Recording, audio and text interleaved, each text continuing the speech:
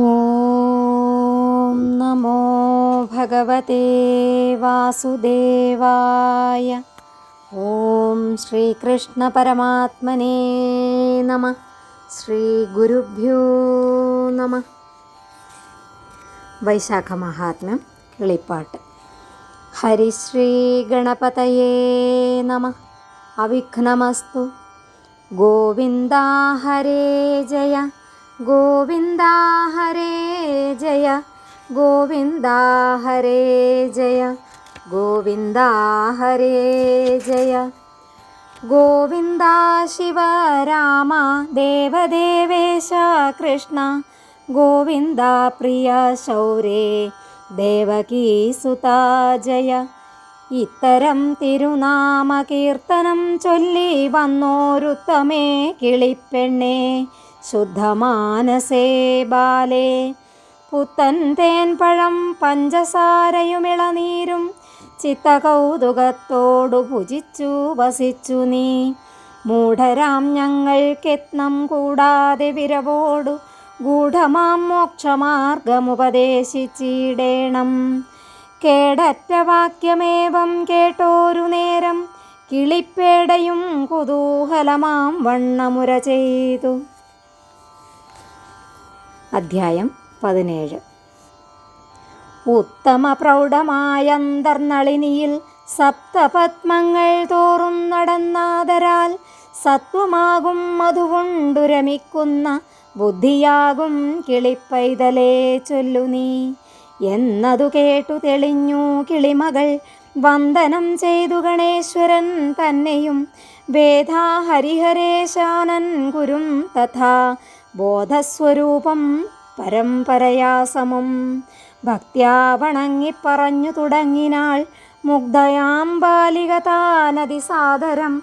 ഇക്കഥ തന്നിൽ അഭിരുചിയുണ്ടെങ്കിൽ ദുഃഖമവർക്കുമേലുണ്ടായി വരാദൃഢം.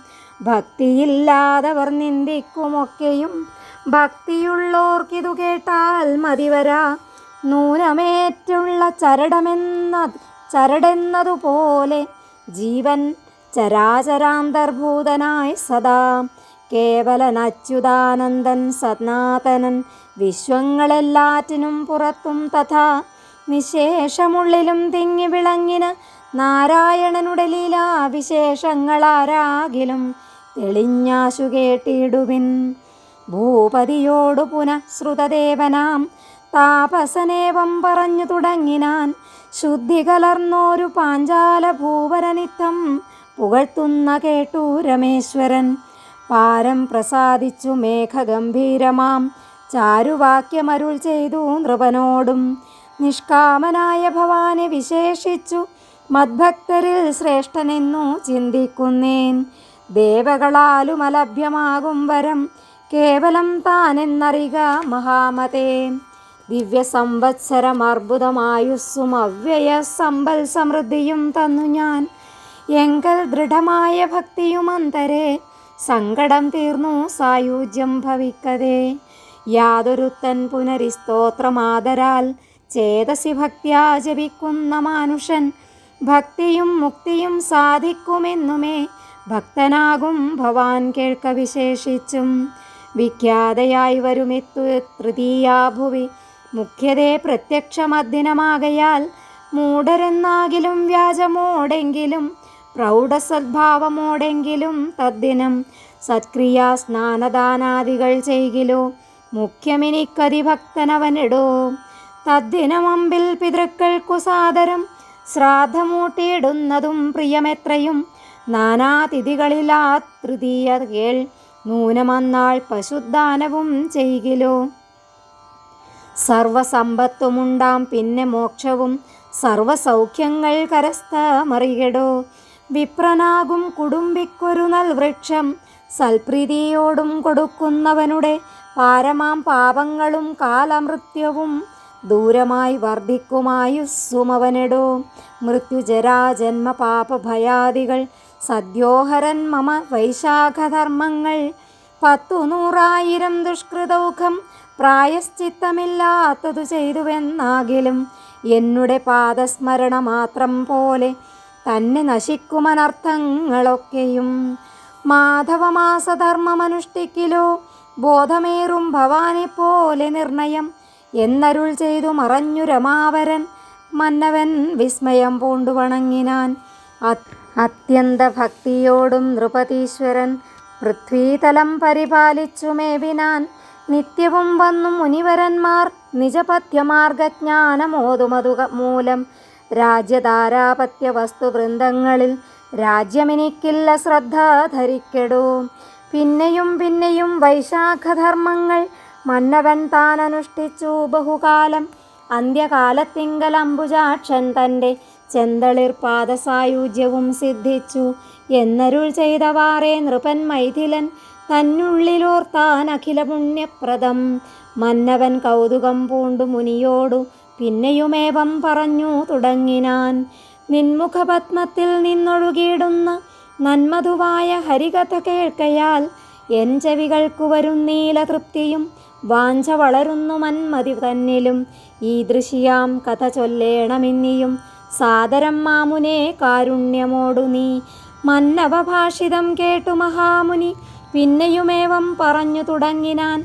പമ്പാനദിയുടെ തീരദേശേ പുരാ സംഭവിച്ചിടിന വിപ്രകുലോത്തമൻ ശംഖനെന്നല്ലോ മുനിക്കു നാമം സഖേ. പങ്കജാക്ഷപ്രിയൻ പണ്ഡിതൻ ബുദ്ധിമാൻ ഭീമയാം ഗോദാവരി തീർത്ഥമാടുവാൻ. ഭീമരാത്രൗ കടന്നത്ര പോകും വിധൗ നിർഗമിക്കും മുനിനായകനെന്നൊരു ദുർഗമമായോരു കാട്ടിലകപ്പെട്ടു. പാരമാഘർമ്മം സഹിയാഞ്ഞു താപസൻ പേരാൽ നിഴലിൽ ചെറ്റിരിക്കും വിധൗ. ഘോരനായുള്ള കിരാതൻ അതിഘോരൻ പാരമണഞ്ഞു ചെന്നിടിനാൻ തൽക്ഷണേ. അന്തകനെപ്പോലെ ചെന്നങ്ങടുക്കയാം അന്തം വരുമെന്നു ശങ്കിച്ചു മാമുനി. ദുഷ്ടനാകുന്നവൻ താപസനാഥനെ കേട്ടിനാൻ ദുഷ്ടതയൻ കഷ്ടമെത്രയും. വിത്രസ്തനായ മുനിയുടെ കയ്യിലുള്ള അർത്ഥമെല്ലാം പറിച്ചിടിനാൻ നിർദ്ദയാൽ. ഛത്രാദിപാതുക വസ്ത്രങ്ങൾ ഈ വിധം ഹസ്തേ ഗ്രഹിച്ചു വിട്ടിടിനാൻ. പിന്നെയും സത്വരം പോകെന്നയച്ചു മുനീന്ദ്രനെ ഭീത്യാ നടന്നാൻ മുനീശ്വരൻ അന്നേരം. ചൂടു സഹിക്കരുതാഞ്ഞു വെയിലത്തു വാടിമയങ്ങിത്തളർന്നു മഹീസുരൻ. മണ്ടിയുമൊട്ടു നിന്നും നടന്നും പിന്നെ ഇണ്ടൽ പോറാഞ്ഞു പോകുന്നവനെ കണ്ടു കാട്ടാളനും നിജമാനസേ ചിന്തിച്ചു. ഒട്ടല്ല ചൂടു പൊറുക്കരുതാർക്കുമേ ചൂർണങ്ങളായുള്ള പാതുകം വേണ്ടിയില്ല. ധന്യങ്ങളായവ വേണ്ടുന്നതുണ്ടല്ലോ. ഏറ്റം വലയുന്ന ഭൂസരനിന്നു ഞാൻ തെറ്റെന്നൊരു ചരിപ്പത്ര നൽകിയിടുവാൻ. നല്ലതു വന്നിടുമെങ്കലിതാകട്ടെ അല്ലെങ്കിലോ ഛേദമില്ലെനിക്കേതുമേ. ഇത്തമുരച്ചു ചെരിപ്പുമെടുത്തവൻ പൃഥ്വീസുരാന്തികെ ചെന്നു നൽകിയിടിനാൻ. പാതുകം വാങ്ങിക്ഷണേന മുനി നിജ പാദങ്ങളിൽ ചേർത്തു നിന്നു ചൊല്ലിയിടിനാൻ. നന്മ നിനക്കിനിമേന്മേൽ വരും ദൃഢമെന്നുടെ സങ്കടം നീങ്ങിയതുപോലെ മുന്നമേ ചെയ്തോരു പുണ്യങ്ങളിക്കാലം വന്നുദിച്ചു ഭവാൻ എന്നതും നിർണയം. ധന്യമാകുന്ന വൈശാഖത്തിൽ വിപ്രനു നന്നെടോ പാതുകദാനം സുഖപ്രദം. നന്നായി വരികെന്നനുഗ്രഹിച്ചാൻ മുനി.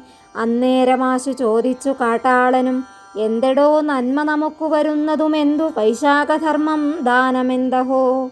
എന്തു പ്രസാദം ഹരിയെന്നതു നീയന്നു ചന്തത്തിലെന്നോട് സർവവും ചൊല്ലണം. ആശു നിർബന്ധവാക്യം കേട്ടു താപസൻ വൈശാഖ കർമ്മഫലം വധിച്ചിടിനാൻ. ഇത്ര വേഗം ധർമ്മ പുണ്യം വിരജതേ ചിത്രം മനസ്സുലുദിച്ചിതു ബോധവും. മാധവനുള്ളിൽ പ്രസാദമുണ്ടാകയും സാധുവൃന്ദത്തിനു സങ്കടം തീർക്കയും. ഉത്തമമാകിയ ധർമ്മമിവ രണ്ടും എത്രയും വൈകാതെ സദ്ഫലം സിദ്ധിക്കും. മാധവമാസമായുള്ള ധർമ്മങ്ങളാൽ മാധവനേറ്റം പ്രസാദിക്കും. അപ്പോഴേ സർവദാനങ്ങളും ദിവ്യസുഖങ്ങളും സർവദാ ചെയ്യും തപസ്സുമിതിന്നുവ. ഗംഗാ ഗയാ പ്രയാഗം പുഷ്കരം തഥാ മംഗലകേദാരവും കുരുക്ഷേത്രവും ഗോദാ പ്രഭാസാഖ്യമന്തക കൃഷ്ണയും സേതു മുമ്പായുള്ള തീർത്ഥമിവയൊന്നും വൈശാഖ തീർത്ഥത്തിനോളം ഫലമില്ല സംശയമില്ലെന്നുരച്ചു മുനീശ്വരൻ. മറ്റുള്ള ധർമാദികൾക്കു നാരായണൻ തെറ്റെന്നീ വണ്ണം പ്രസാദിക്കയില്ലല്ലോ. അധ്യായം ഇപ്പോൾ 17 ചൊല്ലിനേൻ ചിത്തം തെളിഞ്ഞു കേട്ടിടുക ശേഷവും. മറ്റുള്ള ധർമാദികൾക്കു നാരായണൻ തെറ്റെന്നീ വണ്ണം പ്രസാദിക്കയില്ലല്ലോ. അധ്യായമിപ്പോൾ 17 ചൊല്ലിനേൻ, ചിത്തം തെളിഞ്ഞു കേട്ടിടുക ശേഷവും. ഇതി വൈശാഖമാഹാത്മ്യം സപ്തദശോऽധ്യായ. ഹരിഃ ഓം. ശ്രീ ഗുരുഭ്യോ നമഃ. ഹരിഃ ഓം.